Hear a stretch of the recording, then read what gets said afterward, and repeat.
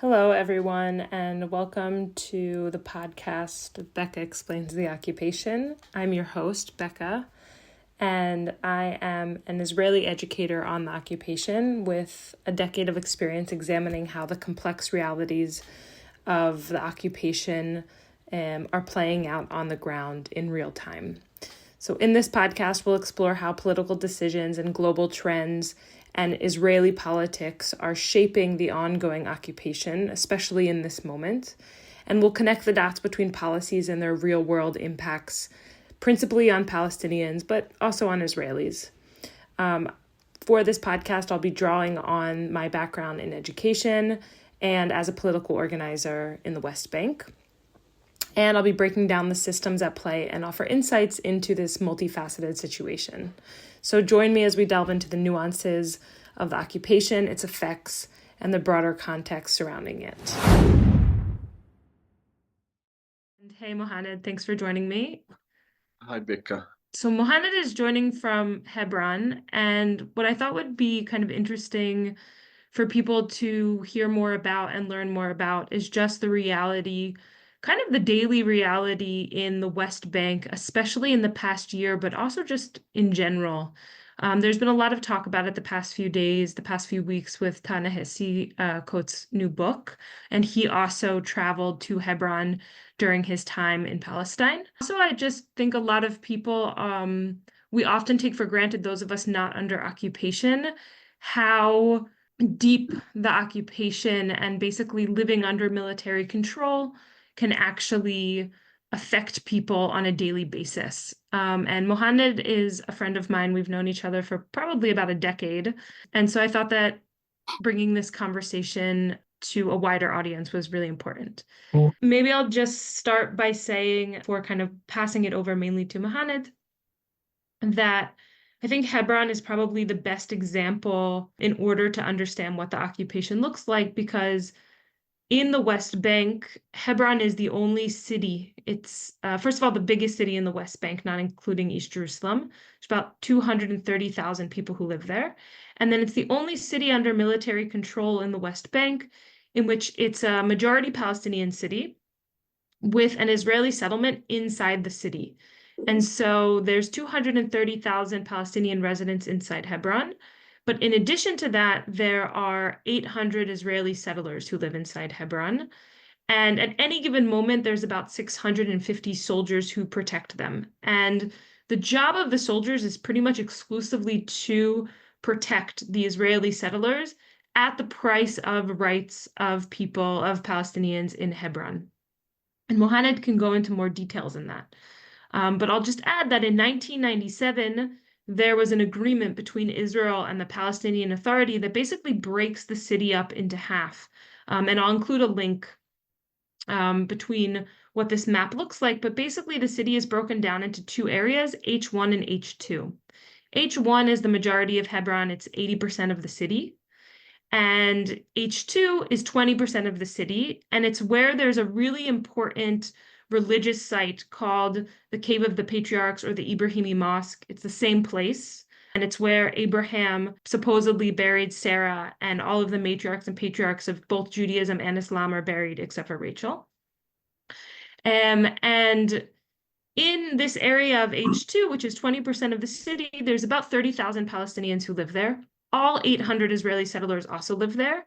And the only force that functions there is the Israeli military. So Muhanned basically lives his life in H2 under the Israeli military. The Palestinian Authority does not function there. And if Palestinians need defense or services that have to do with, police or social order, anything else, the people that they have to turn to are the Israeli military. But the Israeli military on their part is basically there to ensure the security exclusively of the Israeli settlers. And so, as I think you can probably imagine, that creates a lot of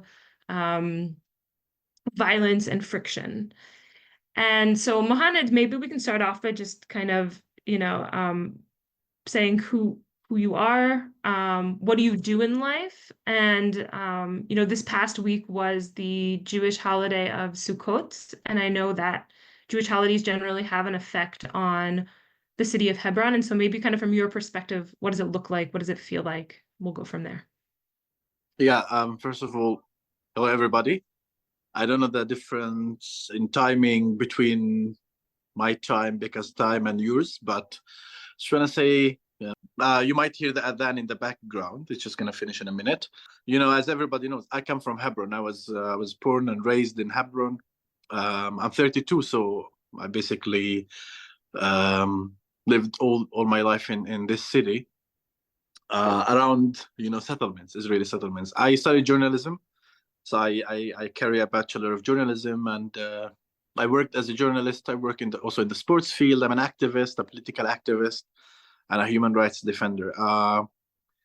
If somebody, if you have ever visited Hebron, then you know Tel Rumeda, and I live just near this settlement.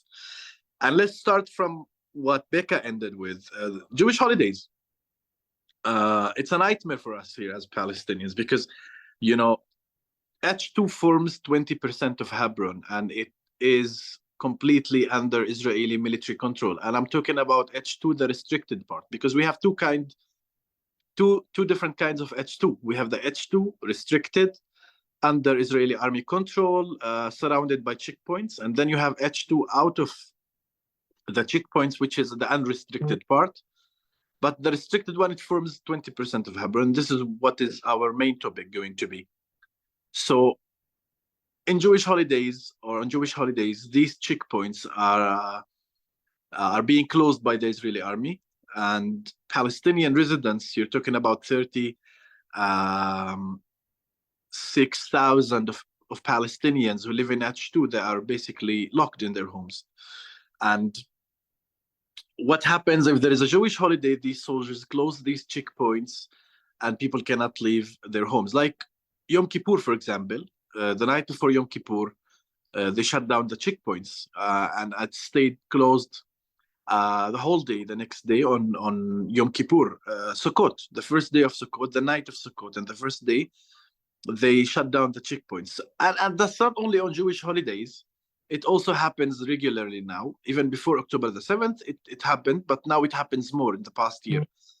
It's happening more. But what do we face on Jewish holidays as Palestinians? It's not only the closure of checkpoints, where as a Palestinian, you're not allowed to exit or enter these checkpoints, and there are about 23, 24 Israeli checkpoints, main checkpoints, at the entrances and exits of H2.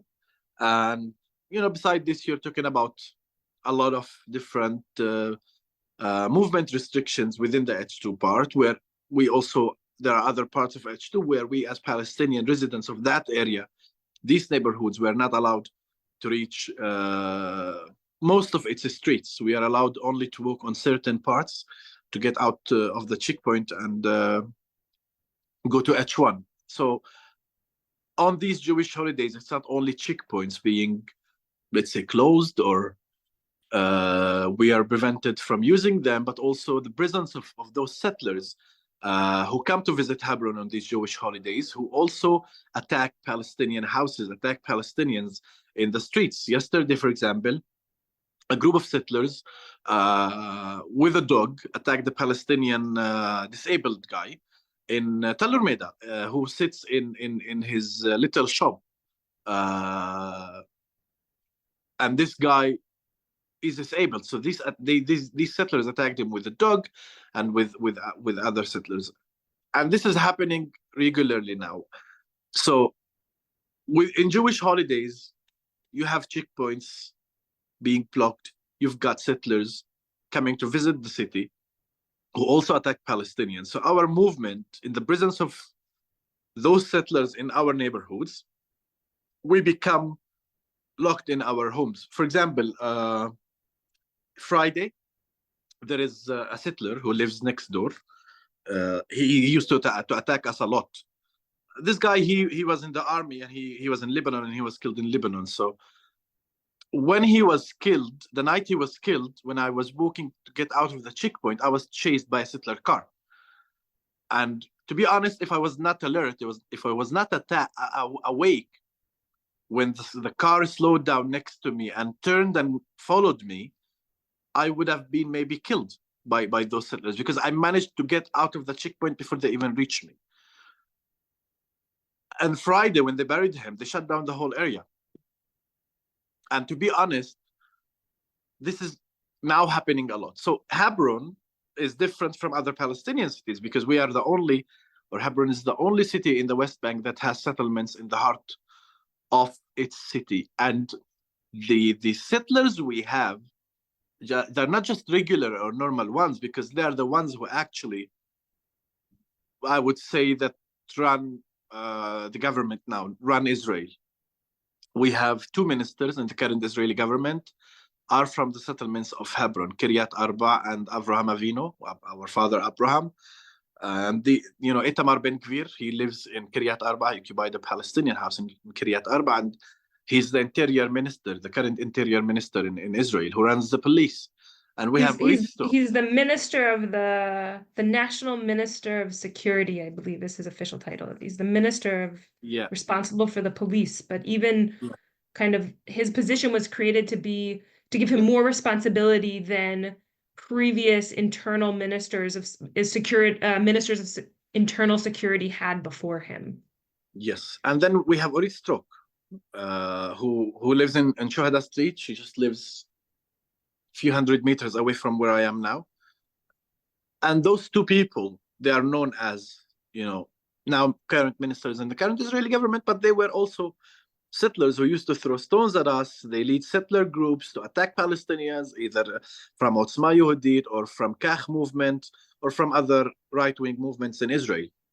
So the settlers we have in our city who live here, they're not just regular settlers who attack and throw stones at people's homes. No, they are making rules in Israel. And that is dangerous because those people, they are now running the whole country. They can do whatever they want. They were settlers with a limited power, but now they are settlers in government, settlers with suits making decisions for our lives. And that makes things worse for us. That's one thing. You want to say something, Becca? Yeah, no, I was thinking a lot about this recently because so for those who don't know, one of the things that's been going on since October 7th is the torture that's happening in this prison, like makeshift prisons called State Teman, or makeshift detainment camp, I think is the more accurate term to use. And one of the guys who was arrested by the army and charged with sexual violence and sexual assault of a Palestinian prisoner is a settler who lives, I believe, in Kiryat Arba, but he is very active in Hebron. Same settler. So for those who don't know, I give tours regularly in Hebron, and I have for about the past six and a half years with a group called Breaking the Silence. And this same settler I've seen him, and we've seen him both vandalize property, harm Palestinians actively, physically harm, and physically harm activists, Israeli activists, with the group that I'm with, Breaking the Silence. And it's just one of those things, kind of thinking about how you're saying that Ben Gvir is now, these quite violent people now are in suits and are not only are they making the decisions, but the decisions that they're making are based on this reality in which a whole entire system in Hebron is created so that Israelis are under civil law, Palestinians are under military law. The job of the army is to exclusively carry out the law on Palestinians. The job of the police theoretically is to carry out the law on settlers, but we see that in practicality, settler violence isn't actually dealt with. And so then what really was the expectation when we take someone who has basically a blank check in a lot of ways to be violent against you and against Palestinians in Hebron, and then they become a soldier in State Teman?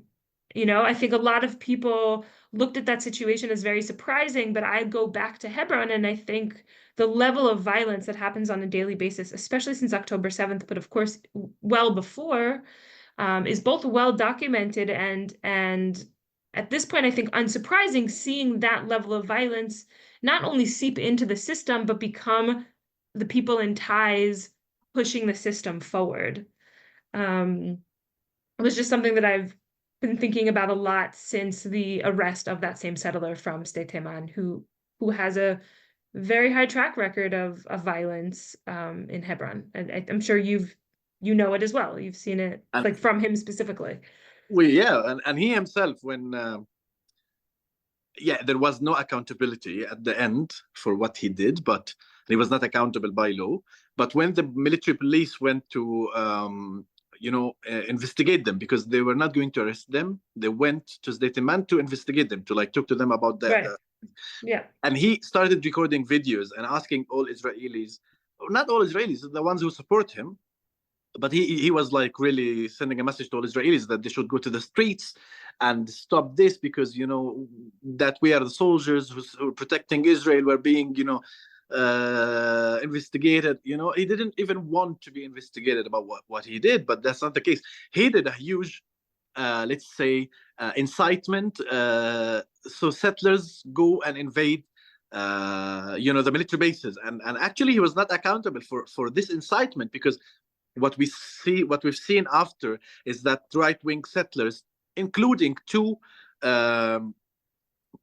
parliament members from the right wing, invaded Sde Teman jail and invaded another military base, to protest against this, and none of them was accountable. So if you look at this, even if there is let's say an evidence of something they have done, the settlers, right wing in Israel, or soldiers, they are not accountable for what they're doing. And that brings me to another topic, which is equality. And when you ever talk to people about that, there is no equality here. They tell you, no, what you're talking about, especially Israelis or soldiers or whoever, or supporters of Israel. No, there is. We have two different sets of law here. I'm not equal with the settler who lives next door, who attacks me every day. I am under the military law. And you know what it means? It means I'm guilty by law till I prove the opposite. It's like, I feel like we are being in the jungle where the lion eats the gazelle because the lion is stronger than the gazelle. That's it. This is the law in Israel. This is the law here.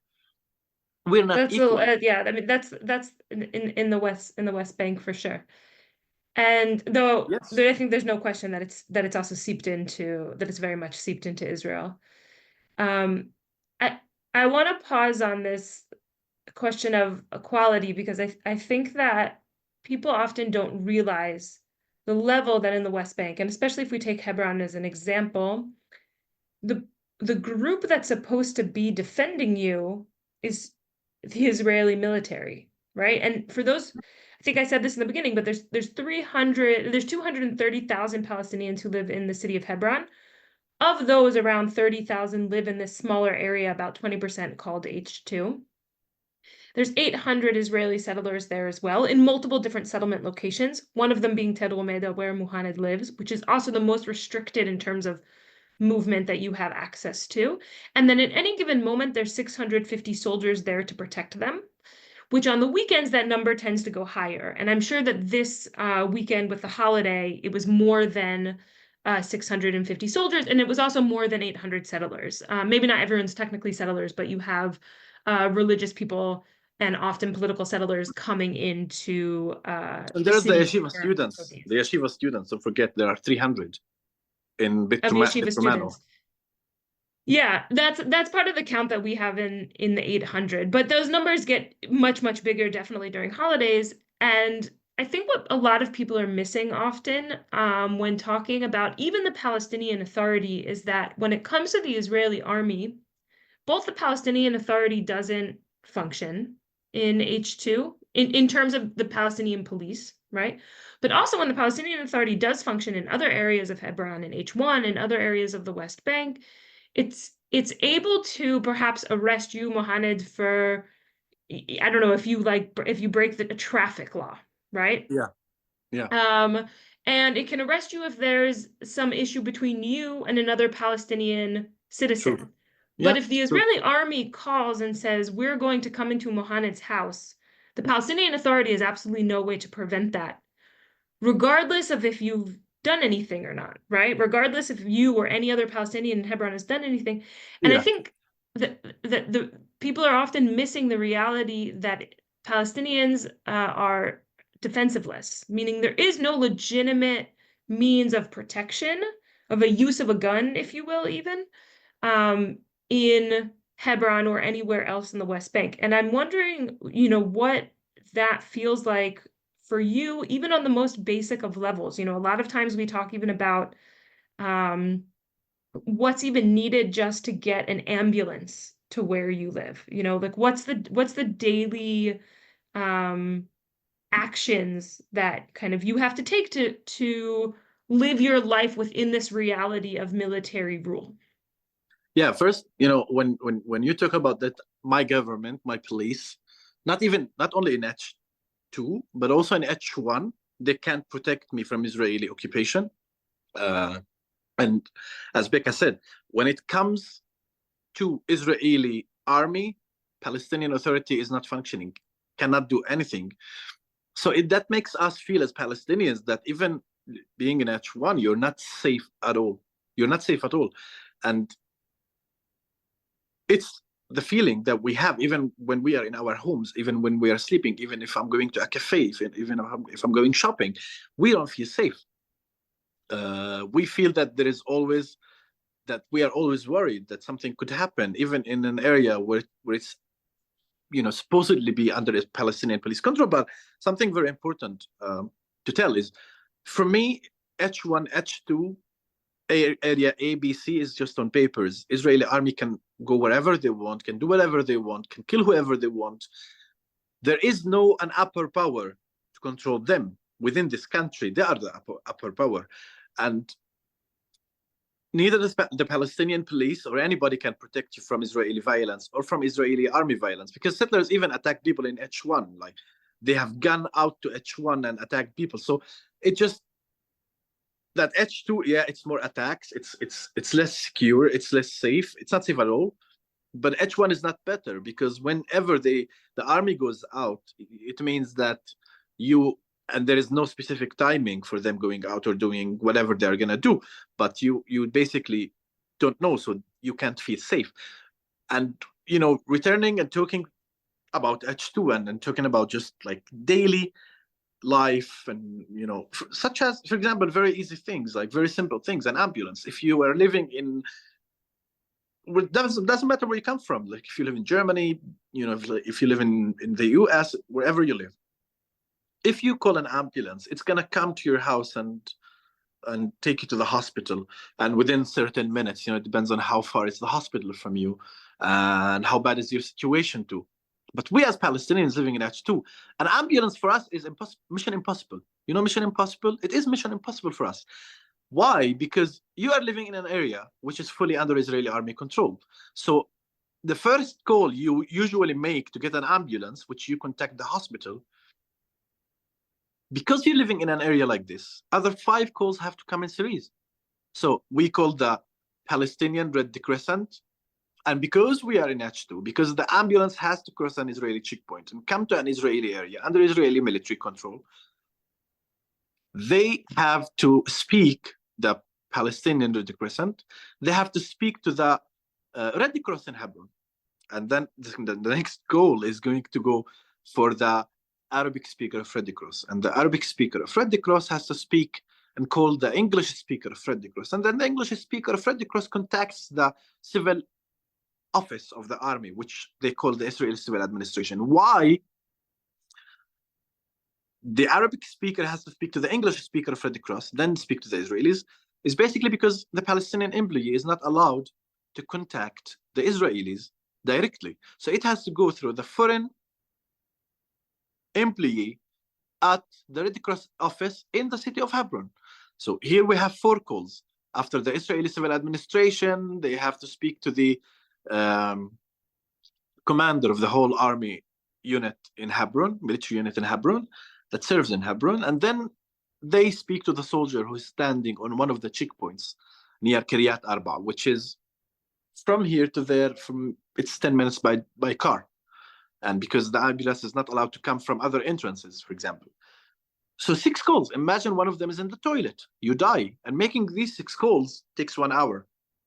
Takes an hour. So have you ever heard of the golden minutes in case of emergency? They're like 15 minutes. I don't know. People who studied medicine know. You die. This if you have if you are in a critical case and you miss these minutes, you're dead. And usually when the call or when the decision comes between the last 3 calls, the command, the the Israeli army, either the civil part of the army or like the commander of the army in the city or the soldier, especially the fourth and fifth ones, the ambulance is not allowed in. Why? For security reasons. I just don't understand what kind of security, because we all go to the airport, okay? We all enter the airport. You get checked, and after you get checked, you're allowed to go. So if you say security, check the ambulance, which is something I consider stopping an ambulance is a crime. But if you check the ambulance, what would prevent you from letting the ambulance in after that? Because you're saying security. You're using security as a mutual concept to prevent an ambulance from helping people. While settlers here, they have 2-3 ambulances only in Tel Urmeda. And do you know how far is the hospital? How far is the hospital from where I am now? By walk, if I'm lazy, 7 minutes. If it was open, the ambulance to reach this place where I am now, it takes 2 minutes. It's only 1 kilometer away from me. So it's just basically an ambulance. So you sometimes are worried if you are going to be sick, you might die. You know, for women, for example, if you're a pregnant woman, you know what people in H2 do? Before the birth of the girl, like maybe 1 week, 2 weeks, she moves out to her family's house or relatives. So when it's time to give birth, an ambulance can easily reach her home in H1. So people get out. If you're an elderly person, if you're an old person, you basically have no or zero assisting tools. Nobody can bring. We are not allowed to drive in H2. So if you're a person on a wheelchair, somebody has to push you all the way to home. And it's not all the roads we use are paved. There are some of the main roads were closed. Some of the main entrances to the neighborhood, to the houses are closed. So you have to go between or through the olive yard. Imagine in winter. So this person can't basically live normally. I know people who since almost 1 year or 1.5 years, they didn't leave their homes. People are 80, 75, 80, 90 who are in a wheelchair. They didn't leave their home because it's impossible almost to take them out of their homes because there is no road. You're stuck. The car cannot reach your house. You cannot drive. Then somebody has to push you in a wheelchair. This is basically what happens. So this is the daily life. Water. It's, for example, water. If we're talking about just the basic need, all Palestinians now suffer from shortage of water because Israel steals our water and they sell it back to us, and they give settlers and Israelis 10 times more water than they give to us. It's water, have nothing to do with security. But in Israel, you don't understand the definition sometimes of security. I want to pause on that point for a second, Muhanned, because I think people don't always know that. So basically, inside the West Bank, you have a lot of natural resources, water being one of them. And all of the water resources basically are either underground, or if they're above ground, they're in the valleys, which is the same as they are anywhere in the world. That's how water flows. But specifically, if you were to look at a map of the West Bank, you would see that most Palestinian cities that today are under the Palestinian Authority are in Area A. And those cities, that's Area A that's under, full Palestinian Authority control, though the Israeli army can still enter there, but in terms of kind of its civil management, are on the top of hills. And where the water ends up and where the sources of water are taken are under direct Israeli military control in the West Bank. And as an occupying power in Israel, we actually don't have the right to really touch Palestinian water sources or any other natural resources. And it's anyway illegal by international law for there to be settlers in the West Bank. But even within there being settlers, another thing that we do that's illegal is the water we're sending the people who live in the West Bank, the settlers who live in the West Bank, which at this point is about 500,000 Israelis, should be coming from within Israel. In practicality, it's coming from within the West Bank. And it's coming at a price that's actually subsidized in most places. So it's actually cheaper than Israelis living inside Israel proper to pay for, and much, much cheaper than Palestinians like Muhanned to pay for, which is then being sold back to the Palestinian Authority. Right? And so it's your Yeah, water, but exactly. you don't have control over it. Yeah, it's like I come to your house, I steal your couch, and I sell it back to you. But I don't give you the full couch. I just cut it into two half. Or I steal your your couches, and I just sell you back one for a very expensive price, and I just give the rest to my friends for a cheaper price or for free. But what Becca was talking about, a cheaper life for settlers than regular Israelis in Israel, it's related to encouraging settlers and Israelis to move into the settlements in the West Bank. Everything is cheaper. I think it's tax-free in the settlements, or cheaper It's taxes. subsidized. There's Yeah, taxes, but it's yes, you're right. You're right though that it's encouraging people to move there, and I mean, it also depends slightly where, but overwhelmingly it's heavily subsidized. And Hebron's not a good example of this. The people who live in Hebron live there for ideological reasons, no question.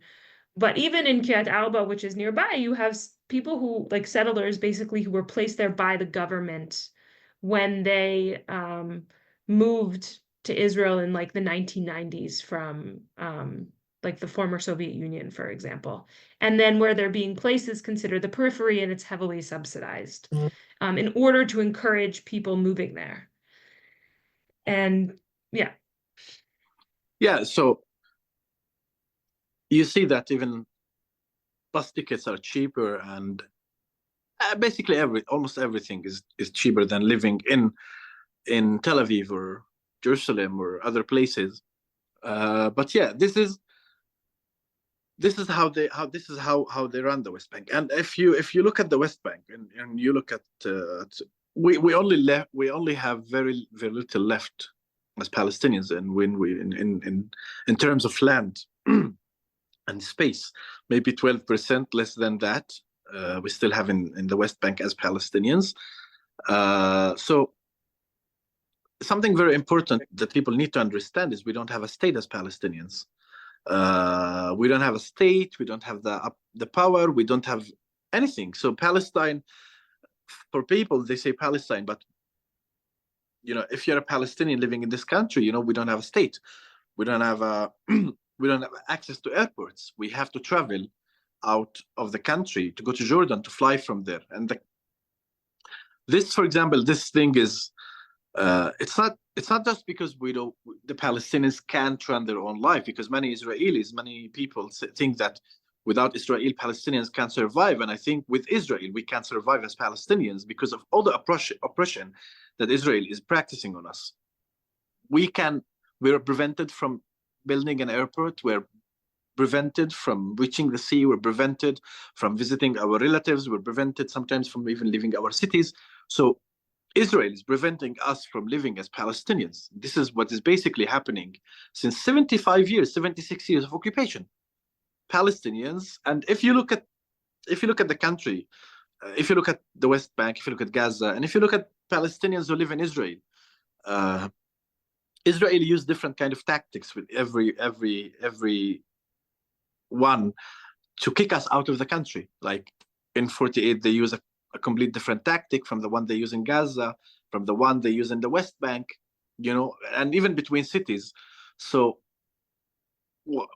if you want to see the future plan of the current Israeli government, is that you basically need to listen to their statements when they talk, whether it's Netanyahu, whether it's Ben Gvir, whether it's Smotrich, whether it's the Israeli ambassador at the UN, whether it's the Israeli ambassador in the US, other Israeli ambassadors in Europe, such as the one who is currently in London, Tsibi.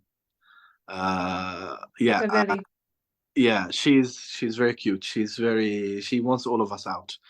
But yeah, you need to listen to those people. They're not talking about peace. They're talking about cutting the country into pieces and kicking all Palestinians out. And there was this interview of Itamar Ben Gvir with an Israeli channel called Channel 11 or Can News of Ben Gvir's plan for future here. And the interviewee, he was telling him, what do you want to do with the Palestinians? Are they going to be allowed to have a state? Because the one who was interviewing him is a Palestinian from East Jerusalem who works for this channel. So he said to him, are you going to let Palestinians create their own state? He said, no, there will be no Palestinian state. And he said to him, okay, will they be able to claim an Israeli passport or an Israeli identity? And he said, no, they're not gonna be given an Israeli passport. And he said to him, okay, what are you going to do with them? Are you going to let them vote? He said, no, they're not going to be able to vote there. So he said they will be welcome to live here, basically as 50-class citizenship, like dogs and cats in Israel will have. And actually, at the moment, they have more rights than us as Palestinians. But this is Ben Gvir's plan. And it's not a minority now in Israel. And unfortunately, it's a majority. It's not a minority, it's a majority. This is a lot of Israelis now are thinking this way because they keep saying that there is no partner for peace on the Palestinian side. But to be honest, it's the opposite. The Palestinians don't see that there is a partner for peace and in peace with the Israelis now, and unfortunately. And who is making this peace impossible at the moment is people like these in the government who are doing everything they can to just kick the Palestinians out. And look at now northern Gaza, what they're doing in Jabalia. Yesterday, a massacre. Now we are talking about thousands of massacres in Gaza since October the 7th and killing thousands and thousands of Palestinians, more than 43,000. Look at them, what they're doing. They're trying to kick the people out of North Gaza to the south, and maybe the future plan is to kick all of them to Egypt.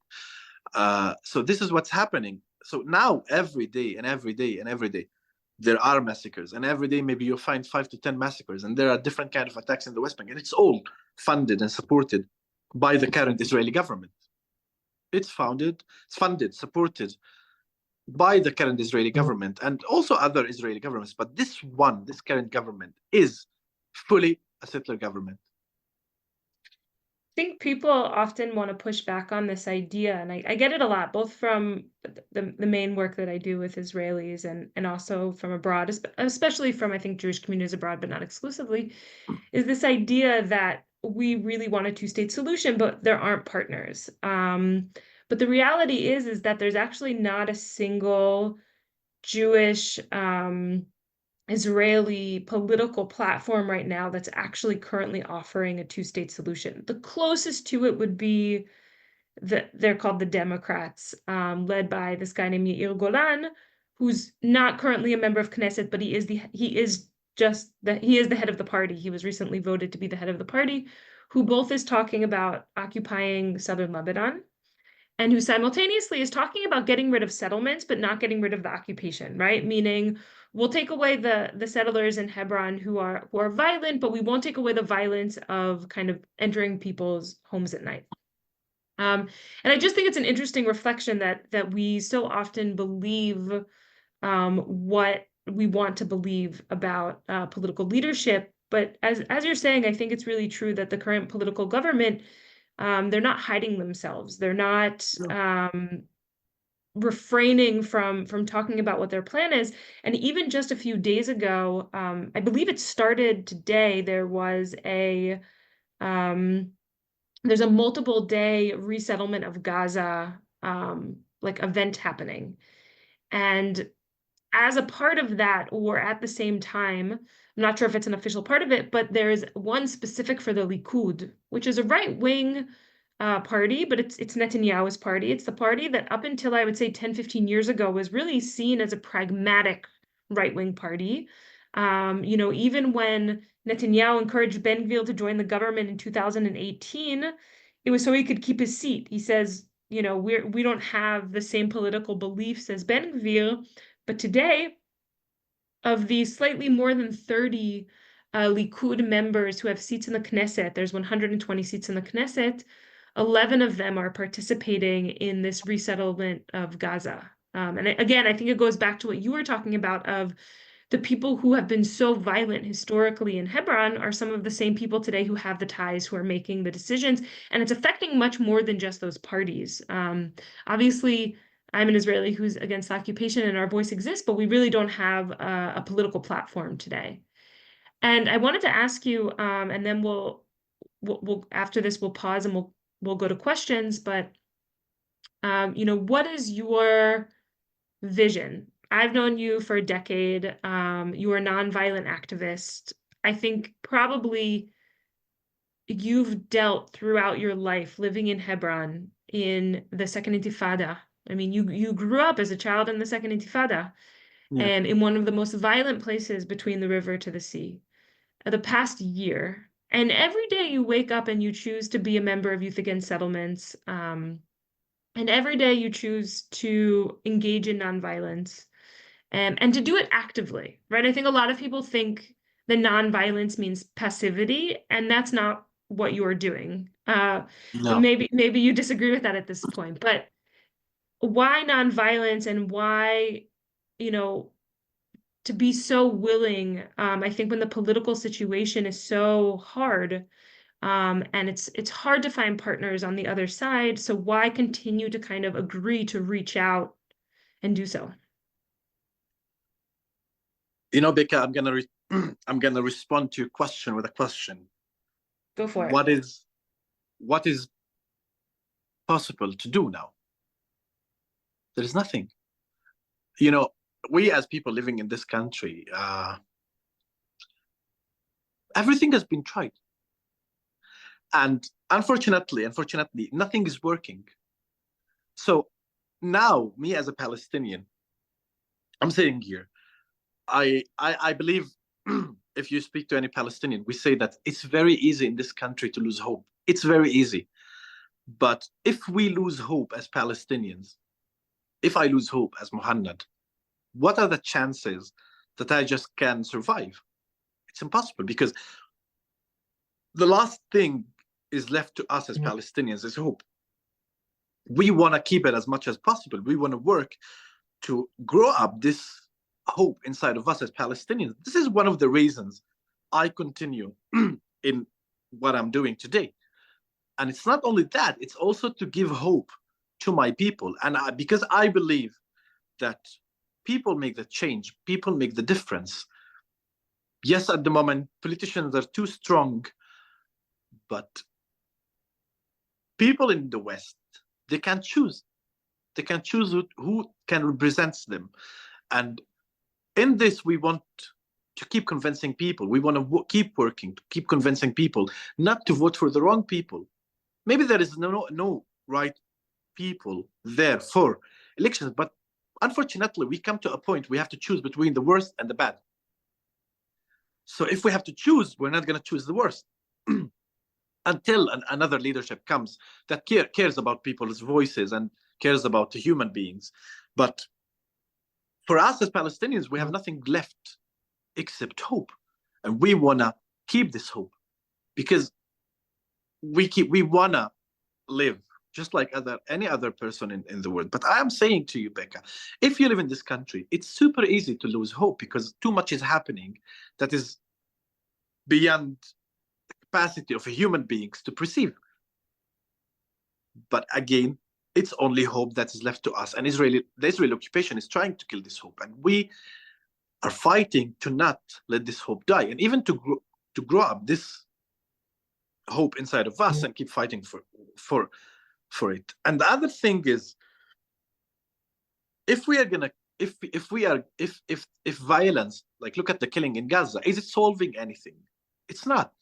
So if is violence, we have to ask ourselves a question: is violence going to solve anything? I don't believe so.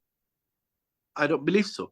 So whenever we talk about this country, we say that violence is not the solution. It's not even two equal sides when it comes to military equipment. So, and even if it's two, well-equipped sides, violence is not the solution. If you wanna look, if you wanna know why, look at Russia and Ukraine. Now 3 years of war, and nobody is winning anything. Everybody is losing. So for me, in violence, everybody loses. There is no winner in wars. That's why non-violence, it's not only a way to fight the occupation. It's also would say it's a way to live. It's a way to live in your personal life. If you use violence, it affects you so much, and if you use non-violence, it affects you so much. So we come to a conclusion that, okay, I want to take that path. Did we achieve something? Yes. Becca and I know we have done a lot of work. We have changed a lot of people's minds. We have achieved a lot. Like the house, our association, it was occupied by the Israeli army. Then the settlers started moving in. We managed to get the house back from them, and it's a Palestinian home. So we have achieved something. We are, your presence using nonviolence helps the community around you. And we have many Palestinians, and we have a lot of achievements in this. And if you want to know, for example, in Jerusalem, a few years ago, there was the Israeli army wanted to put metal detectors at the entrances and exits of the Al-Aqsa Mosque. People fought non-violently, protested. They didn't do anything. They just sat in front, near the gates of Al-Aqsa and refused to leave. They didn't do anything, not stone throwing, nothing. They just sat. It took them only few weeks, and the army gave up. They couldn't continue, and then they decided, okay, there will be no metal detectors at the entrances and exits of Al-Aqsa Mosque. So, we have achieved a lot. We are achieving a lot, but we just need, because people need to understand, we need the support of people. That's why we speak, me, Becca. That's why we find this space. We sit here and we speak to you, because we need your support. We need your activism. We need you to be active where you come from. And especially if you're a Western person, if you come from the United States, Europe, we know that there's a huge support from your governments that comes to Israel, to the Israeli occupation. It needs to stop. This massive support to the occupation needs to stop. And there should be a movement from your governments, and that's going to come from when you put pressure on them to ask Israel to end the occupation and give us as Palestinians a state. Give us our full rights, where we feel that we are equal with the Israelis, we are equal with everybody else around the world. So that's why we talk to you. We want you to be active, to make at least a little change, because what we are living here as Palestinians is only making us lose hope. We are fighting back to win a little hope. So when we see you fighting, when we see people coming to listen, when we see people fighting, doing everything they can, it gives us hope. It gives me hope. It gives Becca hope to believe more in what she believes in, to keep going. And me too. So you make a lot of difference in our lives. And we would ask you, not to stop or try. If you're not active, to start being active and do something. So something changes here. Thank you, Muhanned. Thank you, Becca. Thank you so much for joining and listening, and I hope that you found it fruitful and interesting, and that it gave you a little bit more insight into the reality of the occupation in Hebron and in general. This was a part 1, the conversation between me and Muhanned, and I'm going to also add the part 2, which was questions and answers from the audience. So make sure to look out for that. If you found this podcast interesting and helpful, I would really appreciate your support. You can do so at buymeacoffee.com/Becca Explains or through Venmo at Becca Explains. And I'm also adding a link in order to support Youth Against Settlements, the group where Muhanned is an organizer and activist. Thanks so much for joining.